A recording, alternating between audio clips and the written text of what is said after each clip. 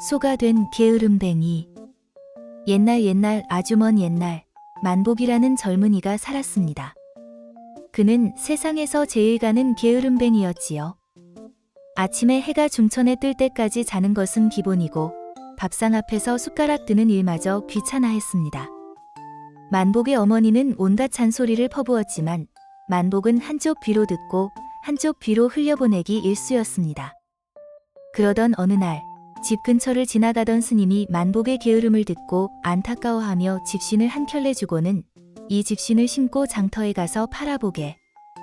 혹시 아나 자네 인생이 바뀔지 라고 말했습니다.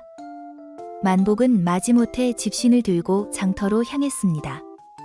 해질녘이 되어서야 장터에 도착했는데 집신이 팔리기는커녕 지나가던 한 노파가 그를 붙잡고는 이렇게 말하는 것이었습니다.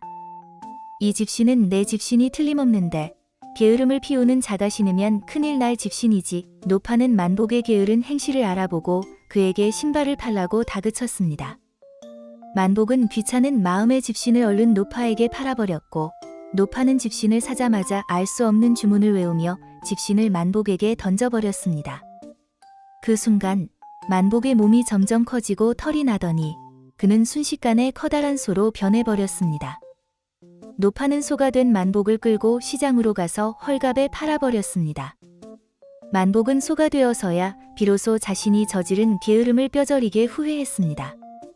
매일매일 고된 노동에 시달려야 했고 따뜻한 밥 대신 거친 불을 먹어야 했습니다.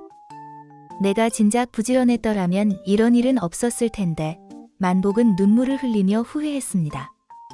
그렇게 몇 년을 고생하던 어느 날 만복을 산 주인이 병든 소가 된 만복을 다시 노파에게 팔아넘기려 장터로 데려갔습니다. 만복을 다시 만난 노파는 빙긋 웃으며 내가 소가 되어 고생을 많이 했으니 이제 게으름을 고쳤겠지 라고 말했습니다.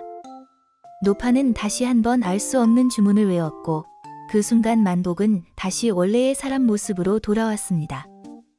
소였을 때의 고생을 잊지 않은 만복은 그 후로 다시는 게으름을 피우지 않고 세상에서 가장 부지런한 사람이 되어 행복하게 살았습니다. 오늘의 교훈은 게으름은 자신의 삶마저 잃게 만드는 무서운 병이라는 이야기입니다.